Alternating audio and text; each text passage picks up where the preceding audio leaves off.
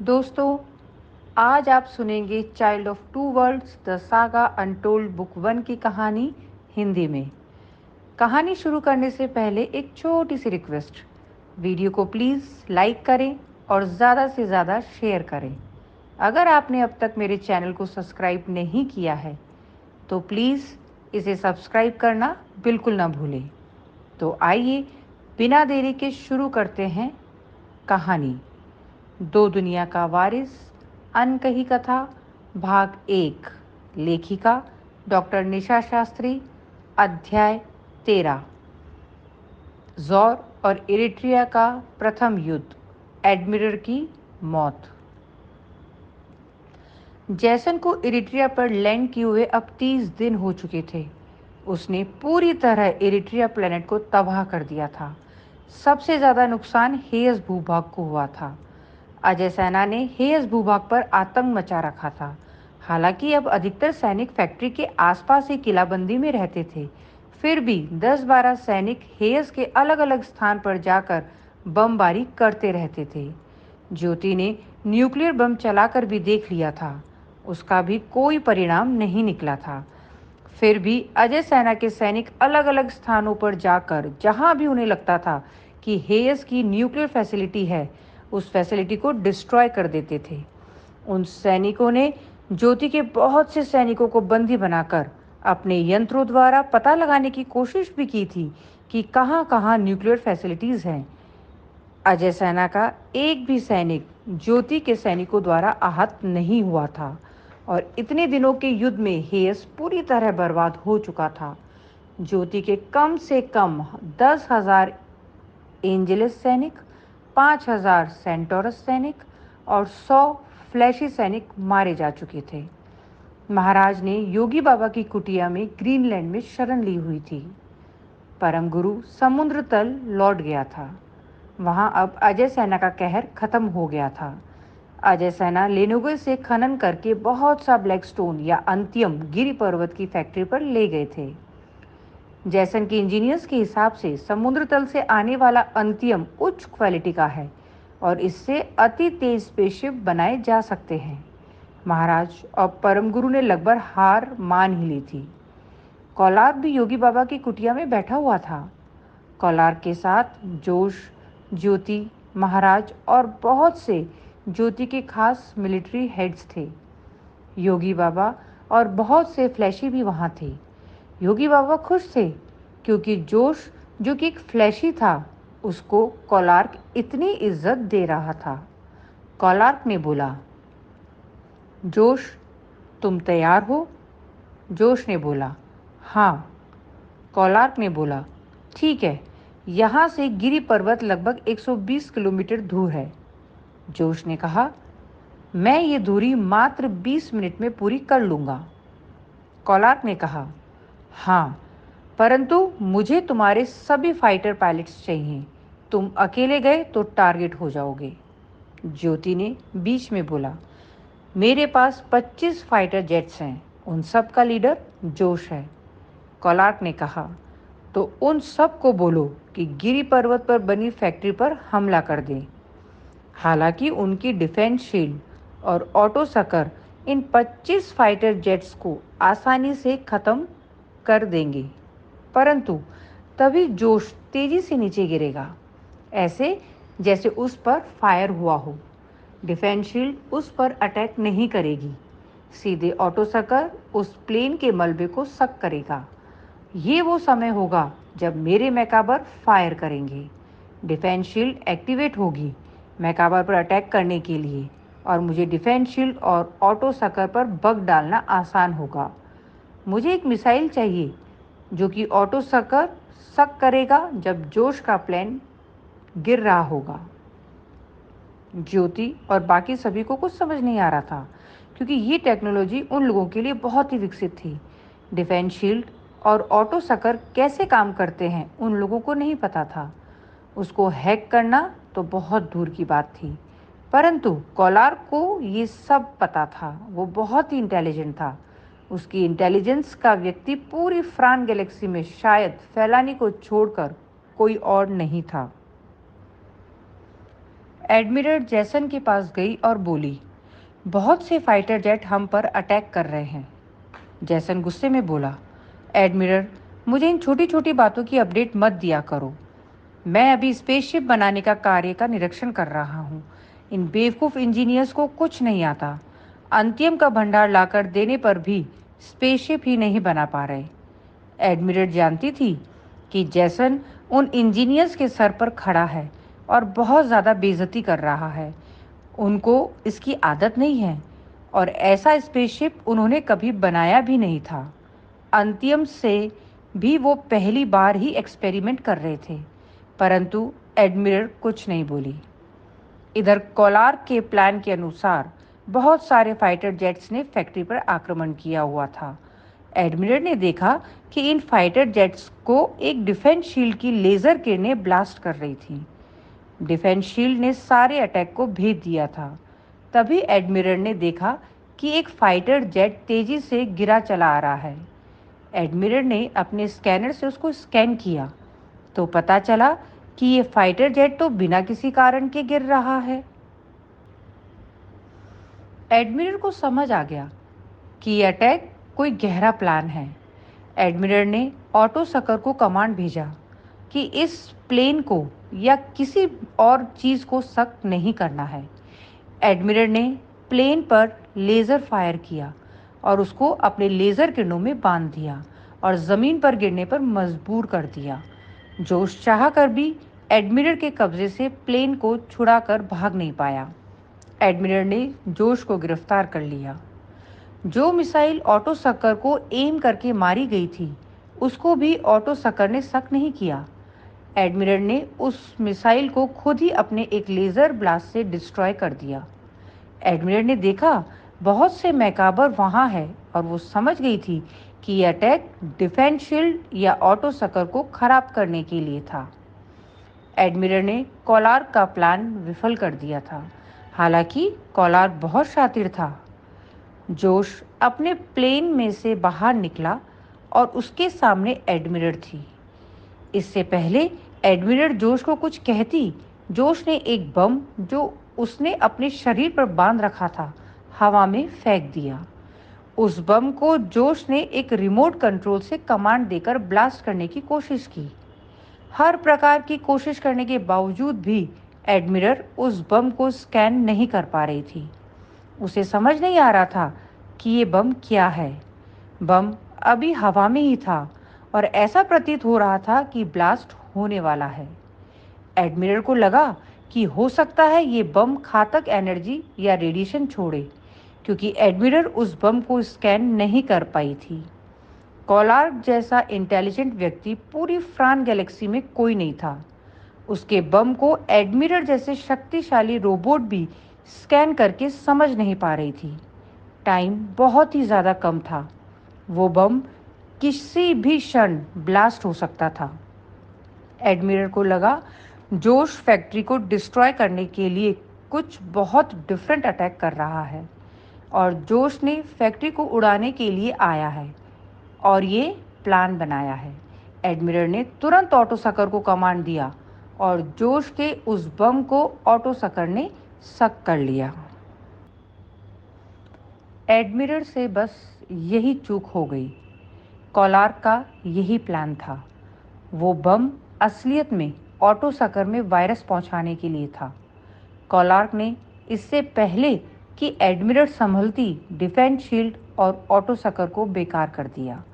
कोलार्क ने सिर्फ एक बग से जैसन के सबसे मजबूत कवच को धराशायी कर दिया था। एडमिरल के होश उड़ गए। उसने जोश को बेतहाशा मारना चालू कर दिया। वो जोश को लेकर जैसन के पास गई।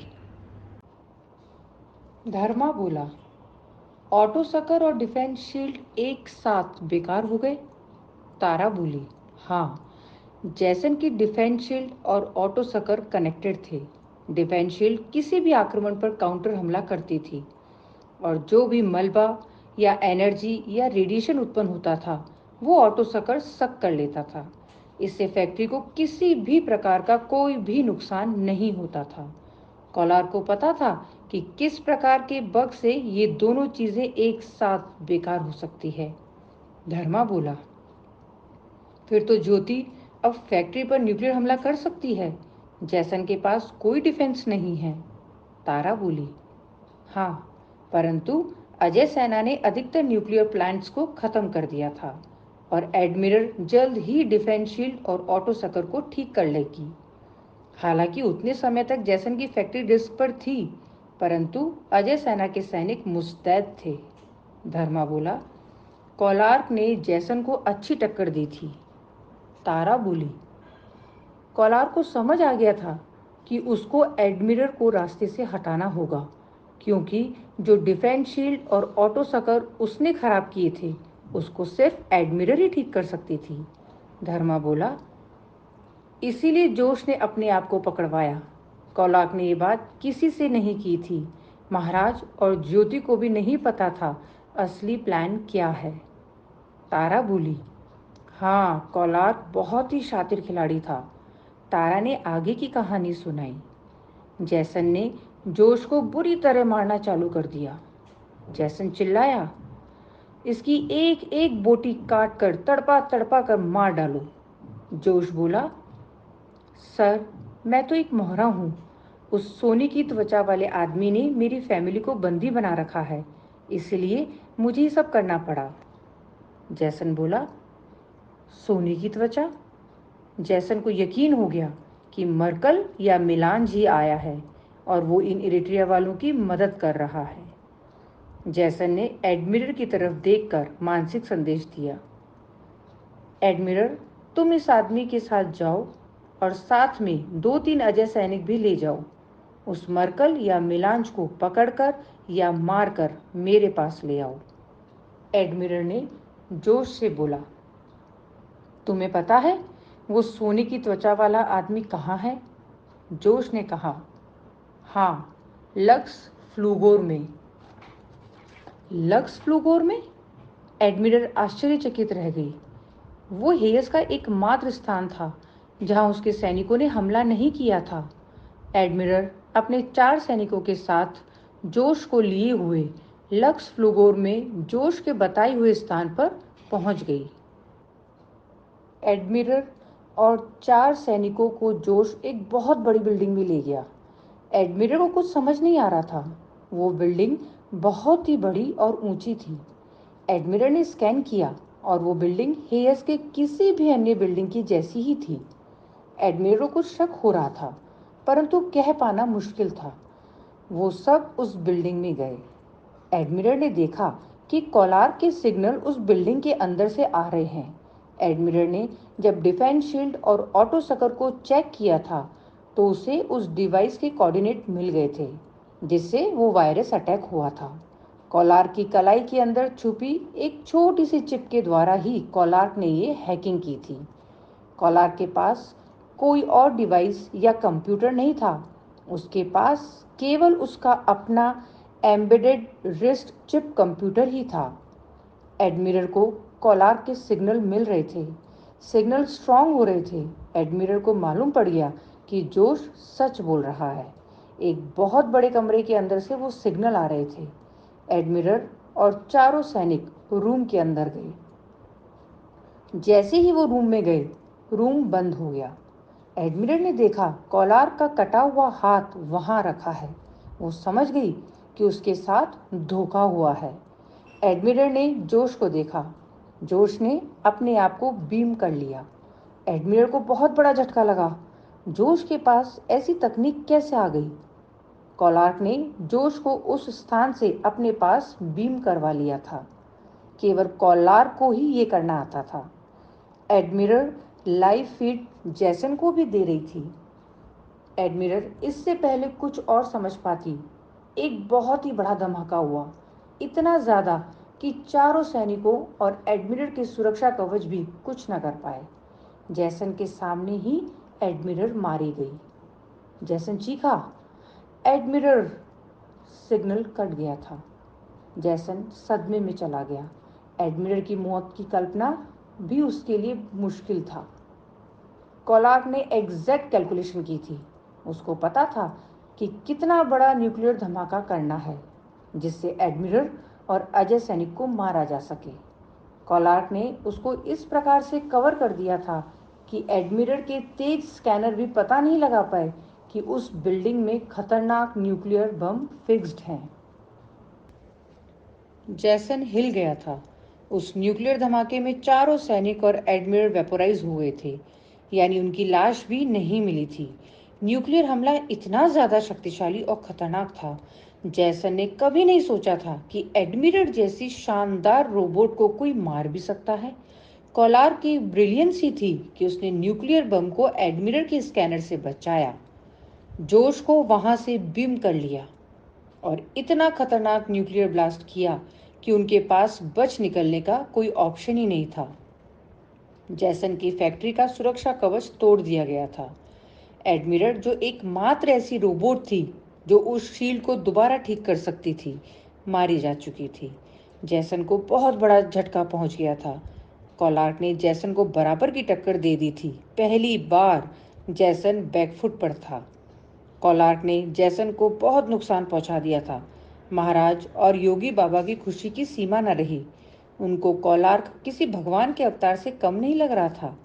योगी बाबा हालांकि दुखी थे, क्योंकि फ्लैशी के एकमात्र देश में इतना बड़ा न्यूक्लियर हमला हुआ था। कोलार्क ने उन्हें वादा किया था कि वो इसके बदले उन्हें और फ्लैशी को बॉफ को फैलाने की परमिशन देगा। कोलार्क के मन में अब बहुत खतरनाक प्लान बन रहा था। उसने योगी बाबा की इम्पोर्टेंस बहुत बढ़ा दी थी, क्योंकि महाराज, ज्योति आदि सभी अब योगी बाबा की कुटिया में ही शरण लिए हुए थे। सबके लिए बॉफ पढ़ना और मानना अनिवार्य था। कोलार्क ने भी बॉफ में बढ़ चढ़कर दिलचस्पी दिखाई थी। जोश ने जिस प्रकार का बहादुरी का कार्य किया था, वो रातों रात हीरो बन गया था। महाराज ने भी उसे बधाई दी। एडमिरल और 4 अजय सैनिकों की मौत ने इरिट्रिया के लोगों में अलग ही जोश भर दिया था। एडमिरल और 4 सैनिकों को मारने के लिए कोलार्क ने अपना हाथ काट डाला था। कोलार्क अपने कटे हाथ को सहलाता हुआ बोला, अब अगला टारगेट है वो स्टारगेट शिप जो अंतरिक्ष में है। महाराज बोले, मैं कुछ समझा नहीं।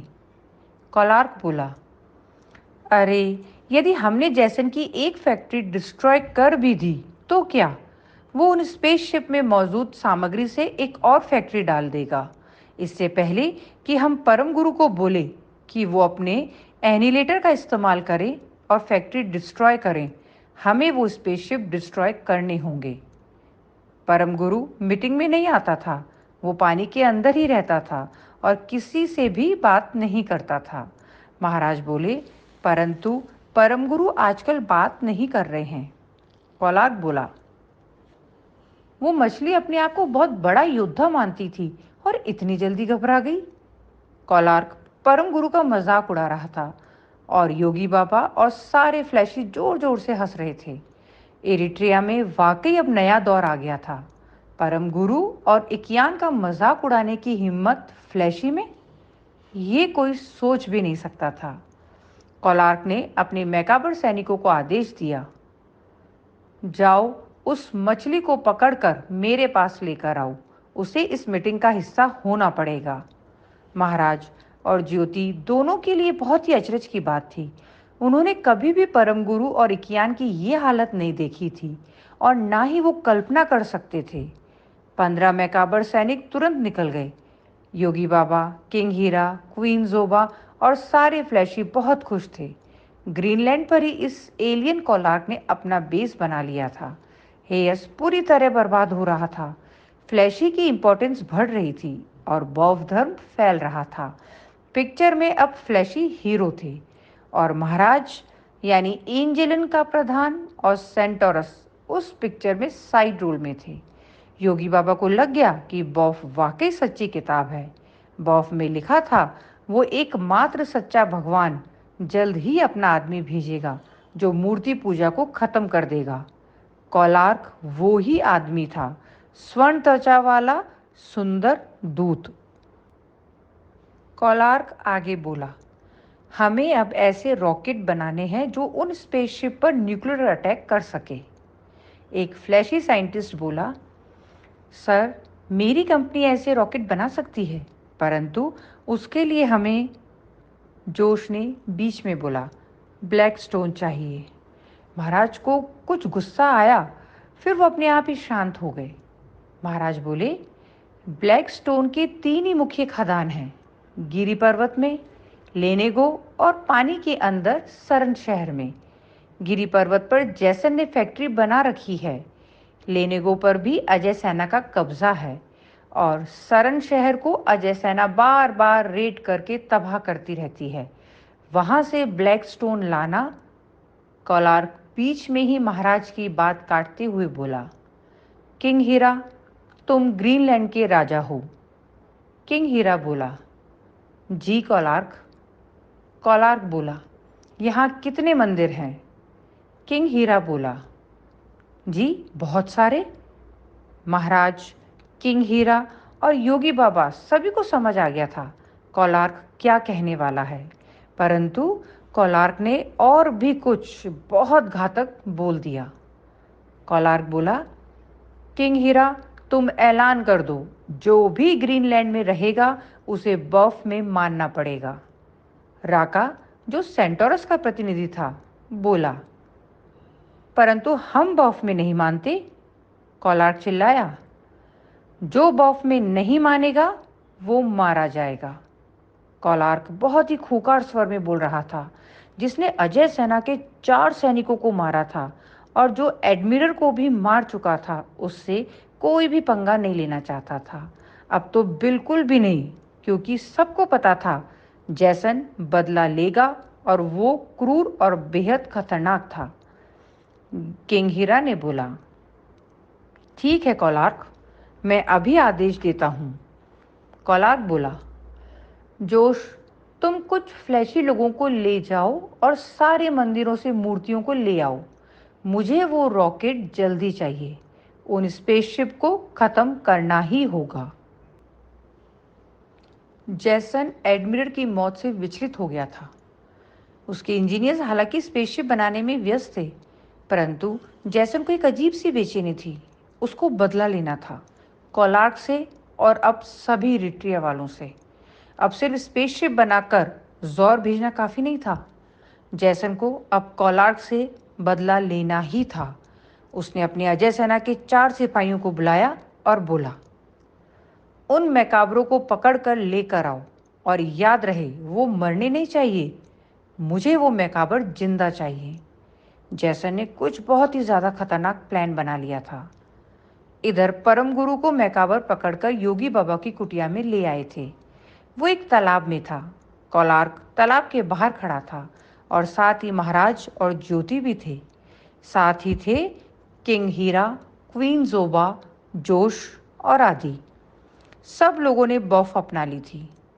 कोलार्क बोला, बड़ी मछली, यदि तुम्हें जैसन का नाश्ता नहीं बनना तो जैसा मैं बोलूं वैसा ही करो।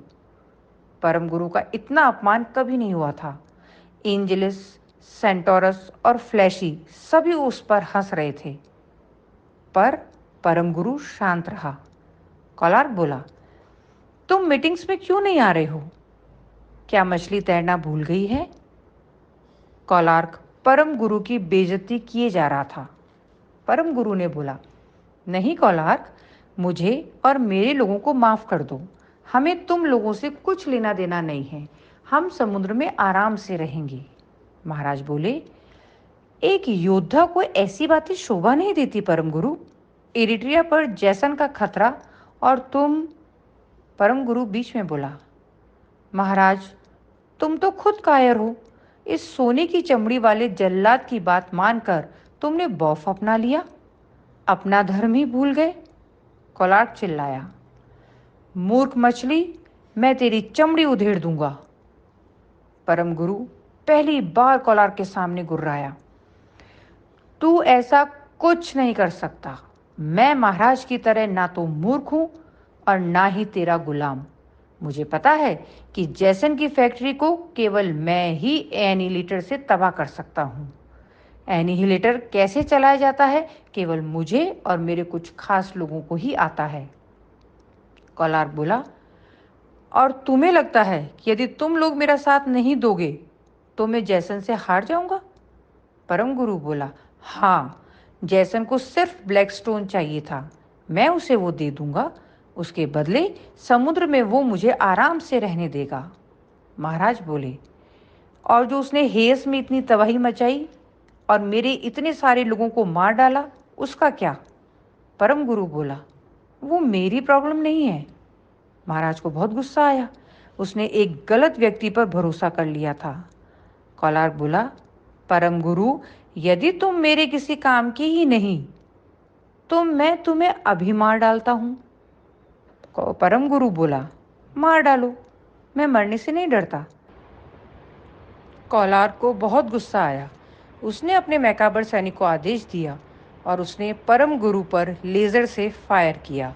परम गुरु एक विशालकाय मछली कम मनुष्य था, परंतु उस लेजर फायर को नहीं झेल पाया और बेहोश हो गया। कौलार के मन में कुछ बहुत खतरनाक चल रहा था।